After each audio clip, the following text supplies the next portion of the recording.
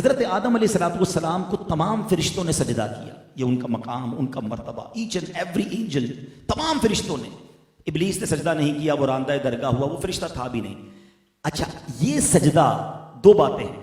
امام فخر الدین رازی بڑی پیاری بات لکھتے ہیں کہ دراصل یہ جو سجدہ ہوا تھا نا، حضرت آدم علیہ السلام کی پیشانی میں نبی پاک کا نور چمکتا تھا.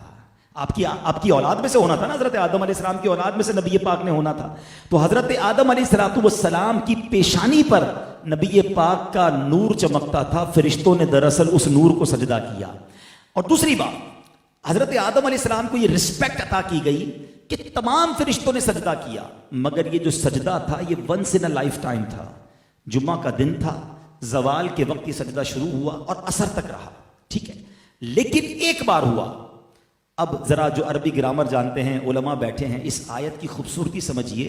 ان اللہ وملائکتہ یصلون علی النبی. یصلون کا جو لفظ ہے یہ کنٹینیو ورب پر دلالت کرتا ہے. یہ ایک فعل ایک بار نہیں ہوا. یہ نہیں فرمایا کہ اللہ اور اس کے فرشتوں نے ایک بار درود پڑھ دیا مومنو اب تم بھی پڑھ لو. نہیں، یصلون کا مطلب ہے یہ عمل مسلسل جاری ہے. ہر وقت نبی پاک کی بارگاہ میں فرشتے درود بھیج رہے ہیں، اللہ رحمت نازل فرما رہا ہے. یہ ڈفرینشیٹ کرنا بھی ضروری ہے. اللہ کا درود بھیجنا اور ہے، فرشتوں اور ہمارا درود پڑھنا اور ہے. ہم التجا کرتے ہیں اللہ کی بارگاہ میں، یا اللہ ان پر رحمتیں بھیج دے، اور اللہ نبی پاک پر رحمتیں مسلسل برسا رہا ہے. پورے قرآن میں کوئی ایک حکم ایسا نہیں ہے جس پہ رب فرمائے میں بھی کرتا ہوں، فرشتے بھی کرتے ہیں، میرے بندو تم بھی شامل ہو جاؤ. یہ فقط درود پاک کا عمل ہے جو رب فرما رہا ہے کہ رب بھی ان پر درود نازل فرما رہا ہے، رحمتیں نازل فرما رہا ہے، فرشتے بھی درود بھیج رہے ہیں، میرے بندو تم بھی شامل ہو جاؤ. اب ذرا غور کیجئے کہ ہمارے آقا علیہ السلام کو ہمارے درود کی حاجت ہے؟ نہیں. ہماری تو اوقات ہی کوئی نہیں. ہم ہیں کتنے دنیا میں. ایک حدیث آپ سب نے سنی ہوگی کہ نبی پاک علیہ السلام کے روضے پر 70,000 فرشتے صبح حاضری دیتے ہیں، 70,000 فرشتے شام حاضری دیتے ہیں. اٹ مینز 12 گھنٹے کی اپروکسیمیٹلی حاضری ہے. اور جو ایک بار حاضری دیتا ہے اس کو دوبارہ حاضری نہیں ملتی ہے.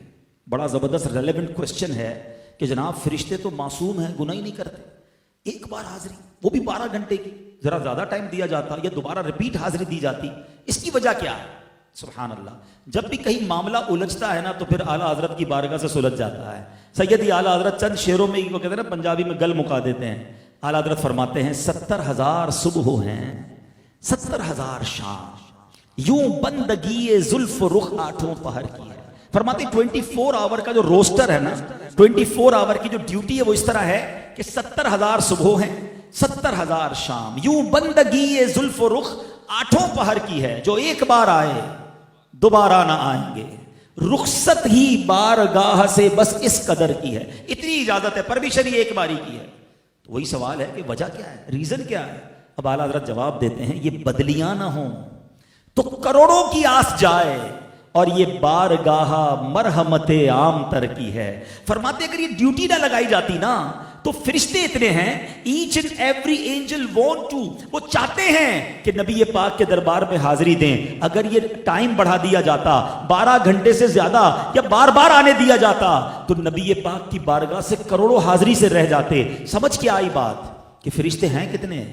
اب ذرا کبھی اکیلے میں بیٹھ کر کیلکولیٹر کھولیے گا، ایک دن میں کتنے فرشتوں نے حاضری دینی ہے؟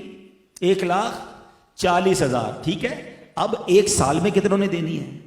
100 سال میں کتنوں نے دینی ہے؟ 1400 سال ہو گئے ہیں، اب سے زیادہ وقت ہو گیا ہے. نبی پاک روضہ انور میں موجود ہے، حاضری جاری ہے، اور اللہ جانتا ہے قیامت کب آئے گی، تب تک جاری رہنی ہے. اس کا مطلب یہ ہوا آپ کے سارے کیلکولیٹر، ساری کیلکولیشن بیکار ہو جائے گی، وہ جواب ختم ہو جائے گا. اتنے فرشتے ہیں انکاؤنٹیبل، مگر کر کیا رہے ہیں؟ ڈیوٹی کیا ہے؟ ان اللہ وملائکتہ یصلون علی النبی. یعنی نبی پاک پر اربوں خربوں بھی لفظ تھوڑا ہے، اتنے درود روزانہ منٹ منٹ پہنچ رہے ہیں. تو میری آپ کی درود کی کوئی حاجت نہیں ہے انہیں. ٹھیک ہے، ہماری میمنی میں کہتے ہیں نا کھٹاتے ہیں، بیسیکلی ہمیں کھٹایا گیا ہے، ہمیں چانس دیا گیا ہے. اے ایمان والو تم بھی پڑھ لو، تمہارا کام بھی ہو جائے گا، تمہاری بھی جولی بھر دی جائے گی، تم پر بھی رحمت برس جائیں گی، تمہیں بھی شفاعت مل جائے گی. بیسیکلی ہمیں موقع دیا ہے اور یہ قرآنی حکم ہے. مگر اتنا کمال کا وظیفہ ہونے کے باوجود ہم کتنا درود پڑھتے ہیں؟ اپنے شیڈول کو دیکھیں. ہمارے شیڈول میں ہر چیز کی جگہ نکل آتی ہے. ابھی میں دیکھ رہا تھا ایک صاحب سے ملاقات کرنے گیا, پتہ چلا جم گئے میں نے کہا یار رمضان میں بھی جم نہیں چھوڑا. جم تو ضروری ہے نا صحت کے لیے. یعنی آپ نے جو ضروری ہے وہ سب شامل رکھا. پورے دن میں درود ٹائم کیا رکھا آپ نے؟ نہ کریں ایسا. درود کے بغیر زندگی نہ گزارے. یہ قرآنی آرڈر ہے.